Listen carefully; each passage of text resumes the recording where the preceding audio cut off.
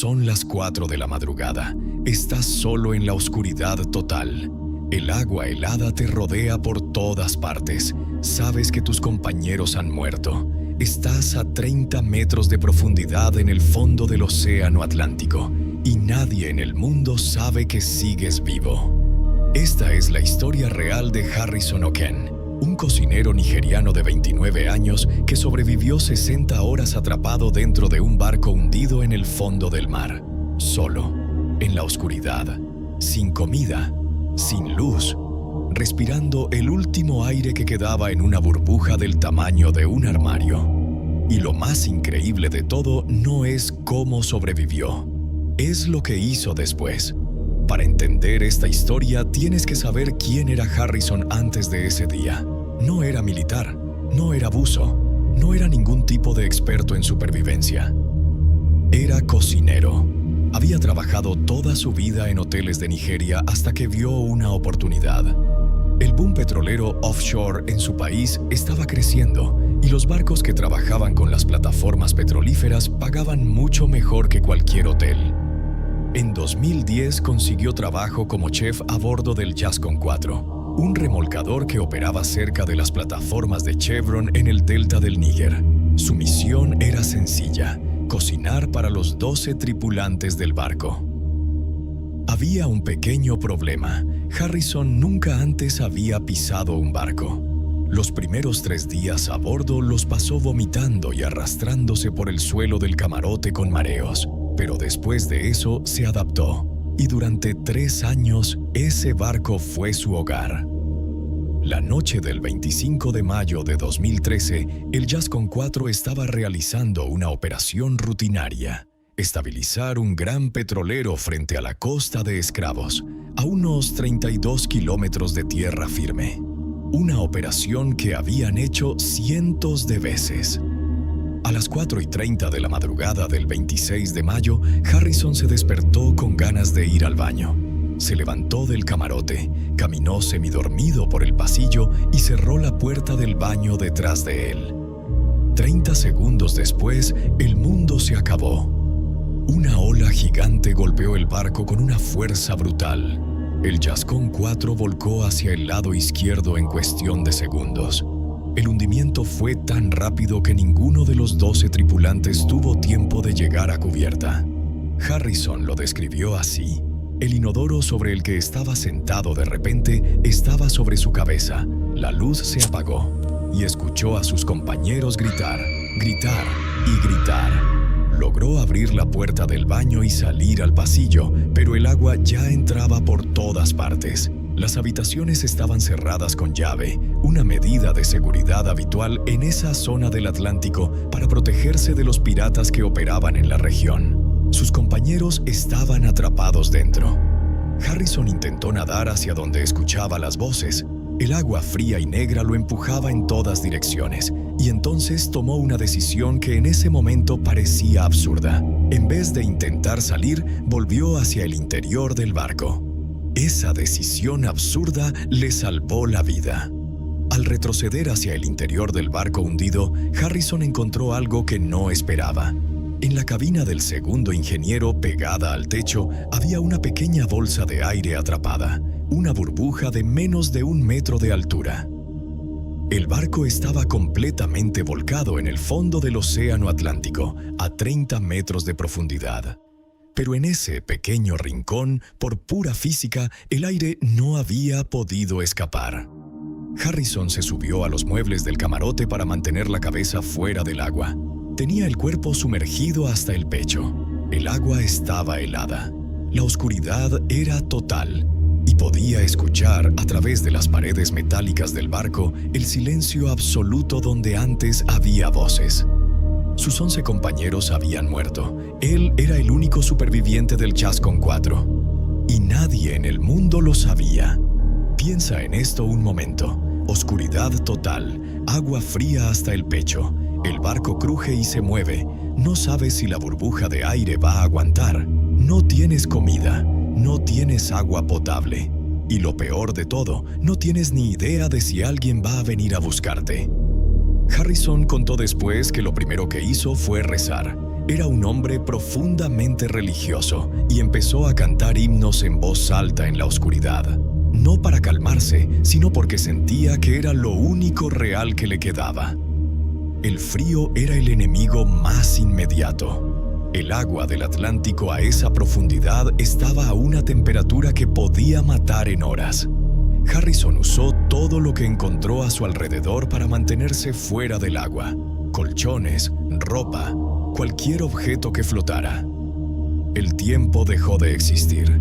Sin luz no había diferencia entre el día y la noche. Una hora podía sentirse como 10. Harrison no sabía cuánto tiempo llevaba allí. Y entonces escuchó algo: golpes, movimiento. Alguien estaba en el barco. Pero no era un rescate, eran tiburones. Los tiburones llegaron atraídos por los cuerpos de los tripulantes muertos que seguían dentro del barco. Harrison podía escucharlos moviéndose en la oscuridad, al otro lado de la puerta de la cabina. En algún momento, uno de ellos entró en la cabina donde Harrison estaba refugiado. Lo rozó. Harrison se quedó completamente inmóvil, con el agua hasta el pecho, sin respirar, en la oscuridad total. Ese momento, según sus propias palabras, fue el más aterrador de toda su experiencia. No el hundimiento, no la oscuridad, no el frío, el momento en que sintió al tiburón rozarle el cuerpo. El tiburón se fue, Harrison siguió vivo, y siguió rezando, y siguió cantando, durante horas, durante lo que él calculaba que eran días enteros. La empresa propietaria del Yascon 4 envió un equipo de buceadores al lugar del hundimiento 3 días después del accidente. Su misión no era un rescate, era recuperar los cuerpos de la tripulación. Nadie esperaba encontrar a nadie vivo. Era imposible. El barco llevaba 3 días hundido a 30 metros de profundidad. Los 3 buceadores bajaron en una cámara presurizada hasta el fondo. Empezaron a romper puertas con herramientas para entrar al barco. Harrison los escuchó. Llevaba 60 horas en la oscuridad. El aire de la burbuja casi se había agotado. Respirar le costaba un esfuerzo enorme. Estaba al límite físico y mental. Cuando escuchó los golpes, empezó a golpear las paredes de la cabina con todas sus fuerzas, con los puños, con los pies, con todo lo que tenía. Uno de los buceadores, llamado Nico Van Herden, abrió la puerta de la cabina con su linterna apuntando hacia adelante. Esperaba encontrar un cuerpo muerto. Lo que vio fue una mano viva, agarrando su brazo en la oscuridad. Van Herden lo contó después en una entrevista. En 20 años de buceo, nunca había sentido tanto miedo. Pensó que estaba tocando un fantasma. Luego escuchó la voz de Harrison, y entonces sí lloró dentro de su máscara de buceo. Harrison O'Kane llevaba 60 horas solo en el fondo del océano Atlántico. Estaba vivo. Pero el rescate no había terminado. Sacar a Harrison a la superficie no era tan simple como subirlo nadando. Después de 60 horas a 30 metros de profundidad, su cuerpo se había adaptado a la presión del agua. Si lo subían directamente a la superficie, el nitrógeno disuelto en su sangre formaría burbujas y podría matarle. Es lo que se conoce como enfermedad por descompresión, la misma que mata a los buceadores inexpertos. Los buceadores le pusieron un traje de supervivencia y lo metieron en una campana de buceo cerrada, una especie de cápsula de acero presurizada. Lo subieron lentamente a la superficie, manteniendo la misma presión que había en el fondo. Una vez arriba, Harrison pasó otras 60 horas dentro de una cámara de descompresión en el barco de rescate, bajando la presión poco a poco hasta igualar la de la atmósfera normal. 6 días después del accidente, Harrison O'Kane vio la luz del sol por primera vez. La historia podría acabar aquí.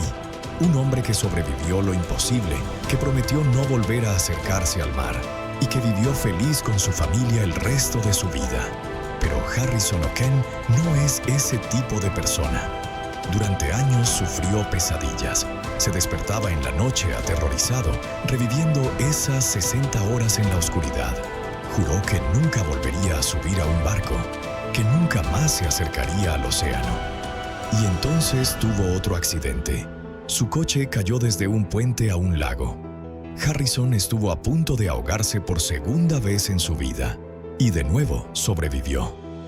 En ese momento algo cambió en él. Decidió que si el agua iba a seguir siendo parte de su vida, iba a aprender a dominarla. En 2015, 2 años después del hundimiento del Yascon 4, Harrison O'Keefe se convirtió en buzo comercial certificado. Y la persona que le entregó el diploma de buceo fue Nico van Heerden, el mismo buzo que lo había encontrado vivo en el fondo del océano.